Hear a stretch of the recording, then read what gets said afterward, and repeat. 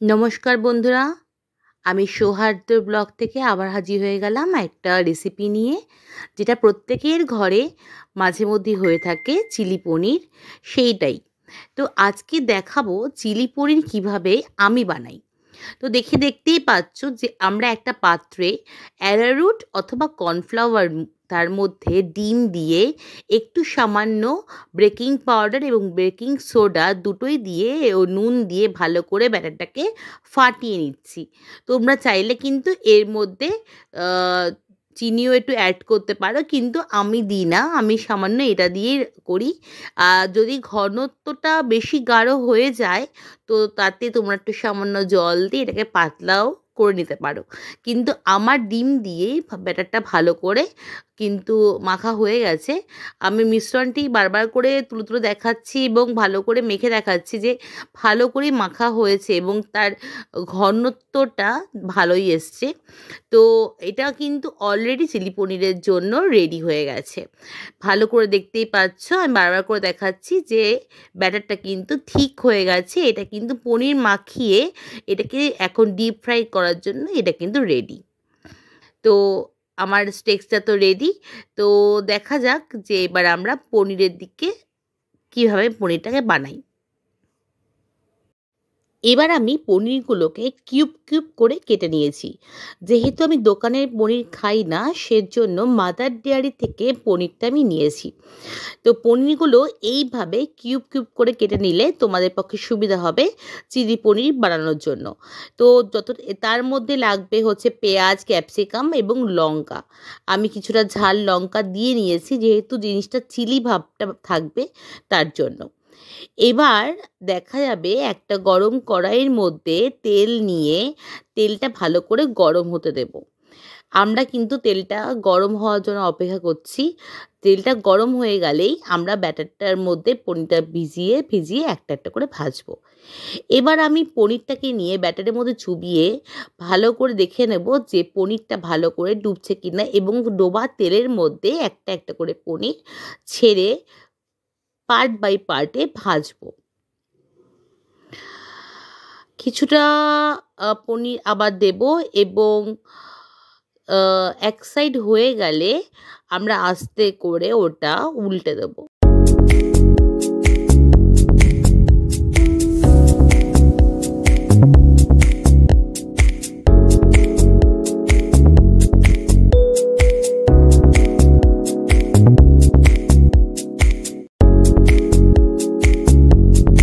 আমি কিন্তু একটু একটু করে সব কটা পনিরই ভালো করে ভেজে নিয়েছি। পনিরগুলো কিন্তু বেশিক্ষণ ভাজা যাবে না, অল্প সময়ে ভাজতে হবে। বেশি ভাজলে পনিরগুলো শক্ত হয়ে যাবে। তো দেখতেই পাচ্ছ পনির আমার ভাজা হয়ে গেছে এবং আস্তে আস্তে কড়াই থেকে সব তুলে নেব। এবং যে অ্যারারুটের যে অংশগুলো থাকবে তেলের মধ্যে, সেটাও কিন্তু আমি আস্তে আস্তে নিয়ে পরিষ্কার করে নেব, যাতে তেলটা ক্লিন থাকে এবং তেলটা পুড়ে না যায়।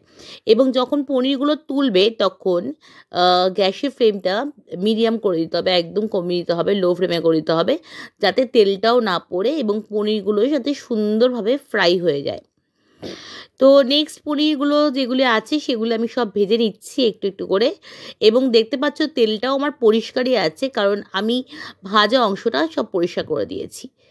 এবার এই তেলের মধ্যে আমি ভাজা অংশগুলো তুলে নিয়ে এবং তেলটা ছেঁকে দিয়ে তেলটার মধ্যে এবার তেলের মধ্যে সবজিগুলো, মানে অনিয়ন, ক্যাপসিকাম আর চিলি, তোমরা চাইলে এর মধ্যে red bell pepper, yellow bell পেপারও অ্যাড করতে পারো, কিন্তু আমি দিইনি।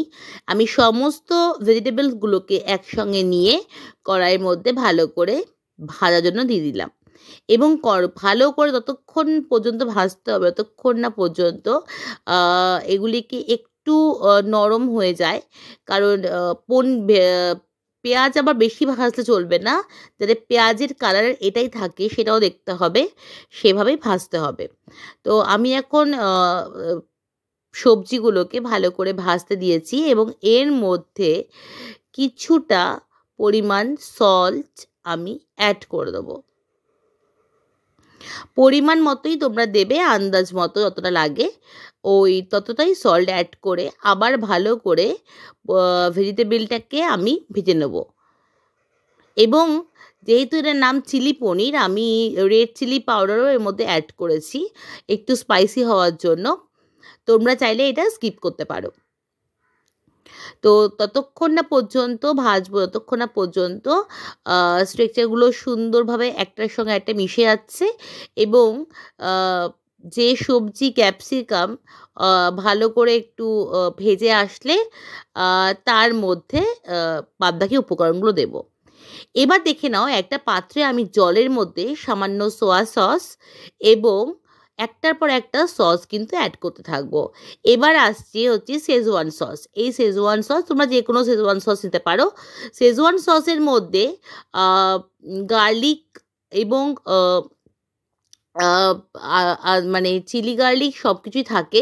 তো শেজওয়ান সসটা তুমি 2 চামচ থেকে 3 চামচ, বেশিরভাগ হলে 4 চামচ ভালো করে নিয়ে দিতে পারো। শেজওয়ান সসে কিন্তু টেস্টটা ভীষণ ভালো বাড়ায়। এবং আমি দিচ্ছি এখানে হট গার্লিক সস এবং যত সস তুমি অ্যাড করবে তত ফ্লেভারটা, তত টেস্টটা বাড়বে। এবং একটা হট সসও অ্যাড করে দিচ্ছি। এটা কিন্তু অপশনাল, দিলেও দিতে পারো, না নিলেও না নিতে পারো। আমি কিন্তু এর মধ্যে চিলি সসটা স্কিপ করে গেছি, যেহেতু এখানে গ্রিন চিলি দিয়েছি। এবার আমি দেব টমেটো সস। টমেটো সসটা, কারণ টমেটো সসটা দিলে একটা টক মিষ্টি ব্যাপার আসবে এবং যেহেতু আমি কাঁচা লঙ্কা আর রেড চিলি দিয়ে দিয়েছি। এবার সবজির মধ্যে সমস্ত সসগুলো অ্যাড করে আমি ওপর দিয়ে দিচ্ছি সুইট চিলি সস, যাতে এইটা একটু মিষ্টি ভাবটা নিয়ে আসে। কারণ চিলি পনিরটা যদি একটু টক মিষ্টি ঝাল সব কিছুর সামঞ্জস্য বজায় না রাখে তাহলে কিন্তু ভালো লাগবে না। তো সুইট চিলি সসটা দিয়ে এবার ভালো করে আমি নাড়িয়ে নেব। ততক্ষণ পর্যন্ত নাড়াবো যতক্ষণ না পর্যন্ত মিশ্রণটি সুন্দরভাবে মিশে যাচ্ছে। এবং যখন দেখবে যে ভালো করে ফুটতে শুরু করেছে তখন একটু সামান্য চিনি নিয়ে এটা তুমি অ্যাড করতেও পারো, আবার তোমরা স্কিপও করতে পারো। কিন্তু যেহেতু আমার ঘরে বাচ্চা আছে তার জন্য আমি একটু পরিমাণ মতো চিনি এর মধ্যে অ্যাড করে দিলাম। এবং অ্যাড করার পরে এই মিশ্রণটিকে আবার ভালো করে নাড়িয়ে নেব। সুন্দর করে নাড়াবো এবং এটা সিমে রেখেই করব, যাতে সুন্দরভাবে গ্রেভিটা তৈরি হয়। এবং গ্রেভিটা যখন তৈরি হবে এবার আস্তে আস্তে আমি এর মধ্যে বাদবাকি পনিরগুলোকে অ্যাড করতে থাকবো। দেখতেই পাচ্ছ গ্রেভিটা কিন্তু আমার সুন্দর তৈরি হয়ে গেছে, একটা ঠিক ভাপ আসছে এবং ভেজিটেবলগুলো কিন্তু ভালো মতো ফ্রাই হয়ে গেছে এবং সসের সঙ্গে এটা কিন্তু একদম এখন রেডির পর্যায়ে। তো চিলি পনিরের আমার গ্রেভিটা এখন প্রায় রেডি। তো এটাকে সিমেই করে তোমরা নাড়িয়ে ততক্ষণ পর্যন্ত নাড়াবে যতক্ষণ না পর্যন্ত সুন্দর একটা হালকা একটা ভাব আসছে এবং গাঢ় ভাবটা তখন না আসছে। তা যত তোমরা জিনিসটাকে আস্তে আস্তে সিমে রেখে রেখে করবে তত ভালো লাগবে। এবার কড়াইয়ের মধ্যে ওই গ্রেভির মধ্যে আমি পনিরের টুকরোগুলো আস্তে আস্তে সব দিয়ে দেবো এবং আলতো হাতে পনিরগুলোতে ভেঙে না যায় আমি কিন্তু গ্রেভির সঙ্গে পনিরগুলোকে মাখিয়ে নেব। আস্তে আস্তে মাখাতে হবে যাতে পনিরগুলো ভেঙেও না যায় এবং প্রত্যেকটা পনিরের মধ্যে যাতে সস এবং টক ঝাল মিষ্টির পরিমাণটাও সমানভাবে ঢোকে সেটাও দেখতে হবে। এখন দেখতেই পাচ্ছ কড়াইতে কিন্তু গ্রেভিটা পুরো শুকিয়ে গেছে, তার জন্য আমি একটু গরম জল অ্যাড করে নিলাম। কারণ তোমরা চাইলে এভাবেও রাখতে পারো ড্রাই পনির হিসাবে, কিন্তু যেহেতু আমার এটা রুটি দিয়ে পরিবেশন করা হবে সেজন্য আমি একটু জল অ্যাড করলাম। আর পনিরের পরিমাণটা যেহেতু অনেকটাই ছিল তো সেজন্য আমি এর মধ্যে জল দিয়ে দিলাম। এবার একটা বাটির মধ্যে কর্নফ্লাওয়ার বা অ্যারারুট নিয়ে গরম জল দিয়ে একটু ভালো করে গুলিয়ে নেবে। কারণ হচ্ছে এই যে পনিরটা আমার জল জল ভাবটা রয়েছে এটাকে ঠিক করার জন্য এই অ্যারারুট বা কর্নফ্লাওয়ার জলটা কিন্তু লাগবে। অলরেডি আমি কড়াইয়ের মধ্যে এই জলটা দিয়ে দিয়েছি এবং দেখতেই পাচ্ছ যে আমার কিন্তু চিলি পনিরের গ্রেভিটা কিন্তু ঠিক হয়ে এসছে এবং আস্তে আস্তে আমি সাইড দিয়ে দিয়ে আমি কিন্তু পনিরটাকে নাড়াচ্ছি যাতে কোনো রকমভাবে আমার পনিরগুলো ভেঙে না যায় এবং আমার পনিরগুলো নষ্ট না হয়, কারণ পনির ভীষণই সফট হয়, আ যেটা একদম আলতো হাতে করতে হয়। তোমরা এইভাবেই আস্তে, আস্তে সাইড দিয়ে আলতোভাবে নাড়িয়ে দেখবে এবং দেখতেই পাচ্ছ যে গ্রেভিটা কিন্তু ঠিক হয়ে গেছে। আমার চিলি পনির অলরেডি রেডি। আ তো এটা কিন্তু আর কিছুক্ষণ পর আমি এটাকে নামিয়ে দেব। এবার ডেকোরেশনের জন্য আমি ওপর দিয়ে সামান্য সাদা তিল আ একটু অ্যাড করে দিলাম। জাস্ট দেখতেও ভালো লাগবে আর সাদা তিলটা কিন্তু মুখে পড়লে টেস্টটাও ভালো লাগে।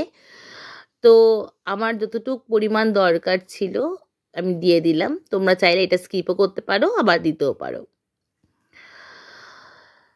তো আমার তো টেস্টি চিলি পনির রেডি আমার পরিবারের জন্য। তো কেমন লাগলো আমার এই রান্নাটা তোমরা কমেন্ট করে জানিও। আর হ্যাঁ, ভিডিওটা যদি সত্যি ভালো লেগে থাকে তাহলে একটা কমেন্ট এবং লাইক এবং সাবস্ক্রাইব করে যেও। যদি এইভাবে তোমরা বানাতে চাও তাহলে আমার রান্নাটা ফলো করে এভাবেই বানিও। অনেকে অনেক রকমভাবে বানায়, কিন্তু আমি এভাবেই বানিয়ে আজকে পরিবেশন করলাম।